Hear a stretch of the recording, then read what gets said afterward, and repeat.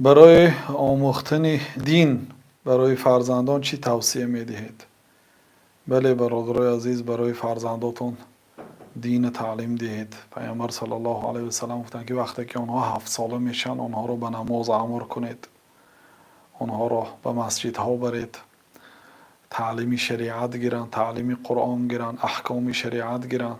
کم کم اگر در یک روز 1 ساعت برای تعلیمات دین اگر وقت جدا کند، سبحان الله، تا روزی که مکتبی میانه را به ختم میرساند، هم قرآن را حفظ میکند، هم چندین کتاب های شریعتی را به پایان میرساند، هم زبان عربی را میداند، هم از قرآن با خبر میشد، هم علم دنیا را میخواند. این عمر اگر این شروع استفاده برد خیلی علم میگیرد.